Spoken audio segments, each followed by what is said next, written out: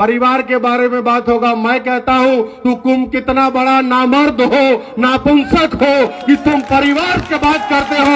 अगर मर्द का बच्चा हो तो इंसान के बात करो, मेरे बारे में बात करो, गोपाल राउत के बारे में बात करो, नन्हे सिंह के बारे में बात करो। परिवार मां बहन को क्यों लाते हो? हम लोग तो सुने हैं महाभारत में भी कि महिलाओं को जंग में नहीं घसीटा जाता है। तुम तो सिकंडी को भी फेल कर दिए हो कि तुम जब जहां जाते हो तब तहां परिवार के बारे में बात करते हो। सोमनाथ श्याम का परिवार ऐसा है। अरे कौन सा बात है भाई? गया है ना डर, एक डर का माहौल बना के रखा था कि जो बोलेगा उसको खून कर देगा, जो बोलेगा उसको मार देगा।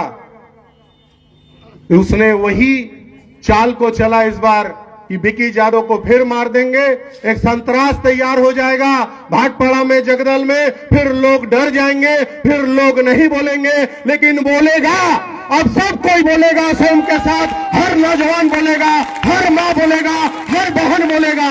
जिसके ऊपर अत्याचार होगा हर कोई बोलेगा, कोई चुप नहीं बैठेगा। और ऐसा पप्पू सिंह जो आगे आएगा उसको जेल। नमस्कार, बांग्ला टाइम्स নিউজে আপনাদের স্বাগত।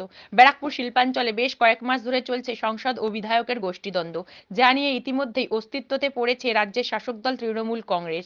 দ্বন্দ্ব মেটাতে খোদ তৃণমূল সুপ্রিমো মমতা বন্দ্যোপাধ্যায়কে কড়া বার্তা দিতেও দেখা গেছে। উত্তর 24 পরগনা জেলার কর্মী সভা থেকে বিধায়ক এবং সংসদদের মধ্যে দ্বন্দ্ব মেটানোর জন্য বৈঠকে বসতে হয়েছে রাজ্য তৃণমূল কংগ্রেসের সভাপতি সুব্রত বক্সিকে। যদিও সেই বৈঠকে সাংসদ অর্জুন সিং উপস্থিত থাকলেও উপস্থিত ছিলেন না বিধায়ক সোমনাথ শ্যাম। শুক্রবার জগদ্দল সার্কাস মোড় এলাকায় জগদ্দলের নিহত তৃণমূল কর্মী ভিকি যাদবের এক স্মরণ সভার আয়োজন করা হয়। যে স্মরণ সভায় উপস্থিত ছিলেন জগদ্দল বিধানসভা কেন্দ্রের বিধায়ক সোমনাথ শ্যাম, বীজপুর বিধানসভা কেন্দ্রের বিধায়ক সুবোধ অধিকারী সহ তৃণমূল কংগ্রেসের একাধিক নেতৃত্ব। সেই স্মরণ সভা থেকে আবারও ব্যারাকপুর লোকসভা কেন্দ্রের সাংসদ অর্জুন সিংকে কড়া ভাষায় আক্রমণ শোনালেন জগদ্দল বিধানসভা কেন্দ্রের বিধায়ক সোমনাথ শ্যাম। প্রকাশ্য মঞ্চ থেকে তিনি আবারও হলুদ ফাইল খোলার হুমকি দিলেন। इस विकी यादव का ऐसा कौन सा कसूर था कि आज उसके पूरे परिवार के ऊपर से उसका छाया छीन लिया गया? सिर्फ इसलिए कि वो अन्याय का विरोध कर रहा था, सिर्फ इसलिए कि आकाश यादव का मृत्यु, जिन लोगों ने हत्या किया था आकाश यादव का, उसका वो प्रधान साक्षी था, इसलिए उसको हटा दिया गया कि आने वाला दिन में वो गुंडे फिर बाहर आ जाए जेल से और आके फिर इसी तरीका से एक पर एक खून करते जाए। विकी यादव मर गए, यही लोग जो इनके दल के हैं कुछ दिन पहले रिजवान को मार दिया।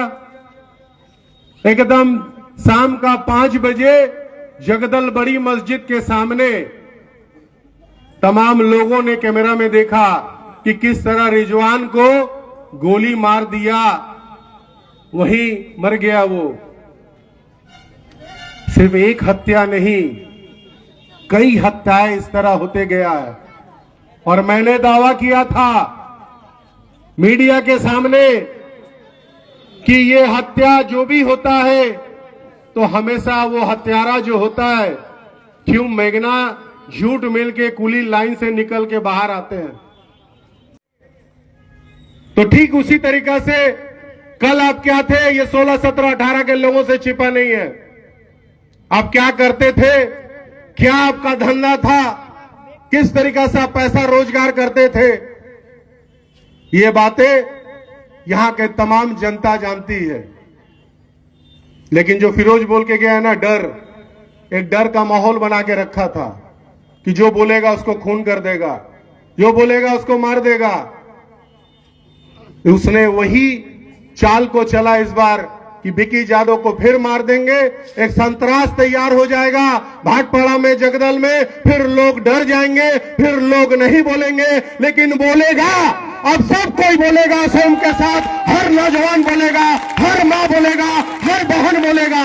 जिसके ऊपर अत्याचार होगा हर कोई बोलेगा, कोई चुप नहीं बैठेगा।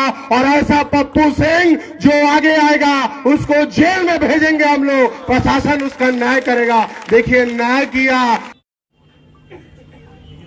तो मैं कहता हूं कि आप खून करवाते हैं, भाड़े पर खूनी को बुलवाते हैं, कभी बिहार से बुलाते हैं, कभी झारखंड से बुलवाते हैं, कभी आप पटना जेल के किसी खूनी के साथ वहां जाके मुलाकात करके भेंट करके किसी का सौदा दे देते हैं। कभी आप तिहाड़ जेल जाते हैं, वहां जाके किसी को आप खून करवाने का पैसा दे के आते हैं। लेकिन ये तमाम चीज कभी ना कभी खत्म होगा। शेर पर सवा शेर भी होता है और वो दिन आएगा जिस दिन आपको उसका एक एक चीज का हिसाब देना पड़ेगा। ऊपर वाला हर हिसाब लेता है। हम लोग कहते हैं ना कि नर्क होता है, स्वर्ग होता है।